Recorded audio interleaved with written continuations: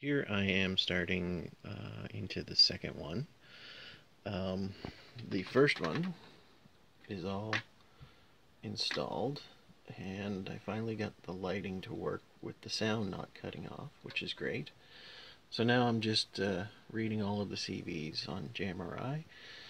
I'm going to get the sound the way I want it, bell, horn, and any other functions, and save it, and then I'm going to save it in the lock sound program so I can reproduce it for the next two locomotives. So this is the second GP7 1723. I just took the weight off and I cleaned up the commutator and the spaces, the gaps. I used the fiberglass pencil to clean up the commutator and just a toothpick. You might see on the end there it's a little black. That's just from the goop and the carbon buildup from the gaps in the commutator.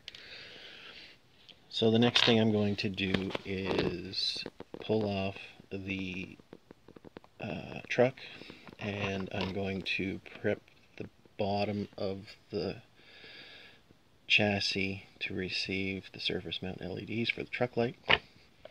And I have to prepare the weight to receive the speaker and the decoder. I'm going to basically do the same as I did here. Let me see, do I have a piece of paper or something light? Yeah, that might work. There. Not really. Huh.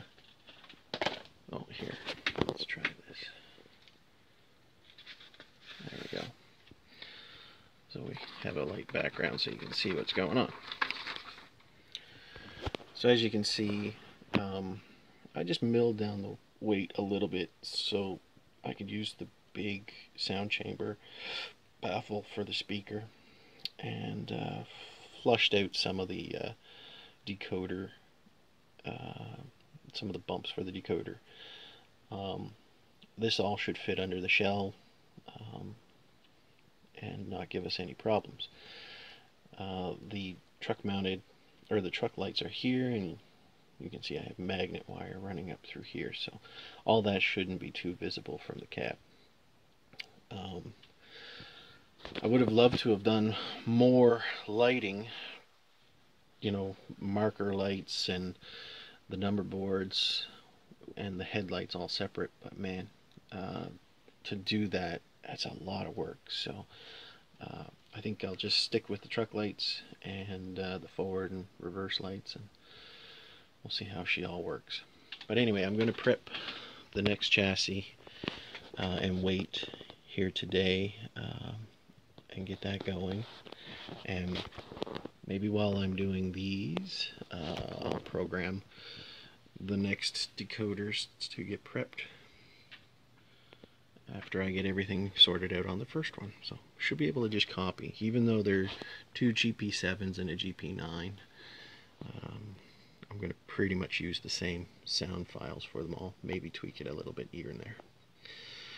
Anyway, so that's an update on this. I'm going to get to work.